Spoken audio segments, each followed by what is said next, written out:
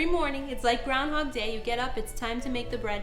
But in all seriousness, it really is our passion. And the reason why I get up and do this every morning is because, as you all saw out front every day, the customers really do appreciate what you do. They appreciate the product, and we want to deliver the same product every day.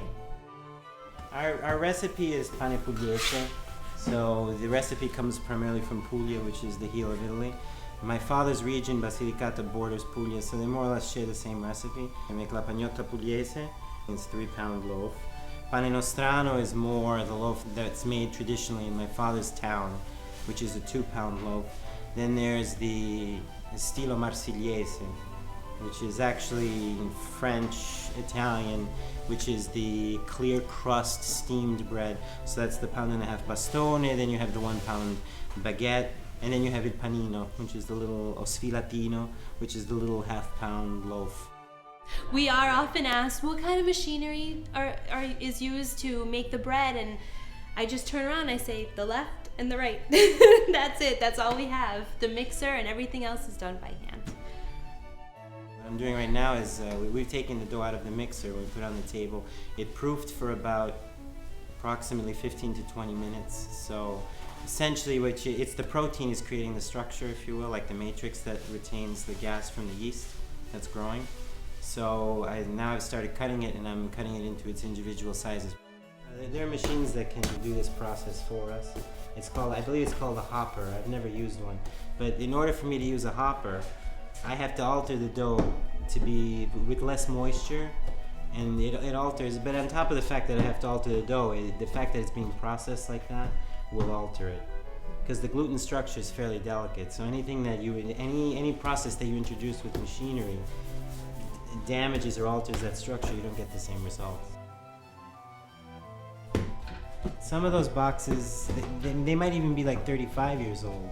And what happens is, over the years, as you're making bread in there, and you have the natural fermentation, you're adding yeast to the dough in the morning. But even just the fermentation that's in the bread itself, it starts to permeate into the wood, because they're made out of natural wood. So there's always a natural flora that's present in those boxes. So it adds to the flavor, and it helps it to grow. It adds its own distinct quality to the finished product that you cannot replicate any other way. You can choose to use semolina, or you can choose to use just regular white flour.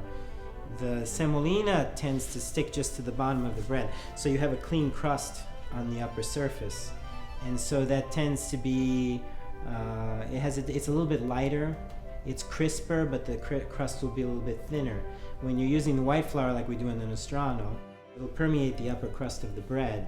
It'll make the crust thicker, a little bit drier, a little bit harder, but it will give you a distinctly chewier, moister inner part to the bread. And that's what we get with the nostrano. The nostrano is pretty much the closest you can get to what they produce in my father's village. When I cut the dough, then the bread will proof in the box, then I'll mold it. So at each step along the way, you have a living product in your hands, because you have the yeast reproducing within that dough. So my objective is, when I get to the molding phase, which is the final phase of the actual working of the dough, if I can hear it snapping and popping, which means there's just enough gas. The dough is still firm, but there is enough gas in there that it will snap and it will pop as you squeeze it to mold it. Then I know it's at the proper point of maturity, so I'm going to have the peak flavor. So that when you get the final yeast kick, essentially the yeast, what it does is it lets out its last gasp as it dies in the extreme heat of the oven. And so what will happen is the bread will rise just a little bit more, will expand a little more, and it'll split. And if you've done a good job, what you're going to get on top of the bread is you get an ear. And if you did a really good job, you can hold the bread by the ear. There are certain things, there are certain older technologies that produce a certain finished product. You can introduce newer methods to it, but it will never render the same product. So the method that we're using for the bread is time consuming, I admit that. But the The fact that it's worked several times and that it's allowed to ferment a certain way achieves certain effects, certain flavors, certain textures that you can't achieve any other way. If someone is searching for authenticity when it comes to this kind of product, it has to be done with artisan methods.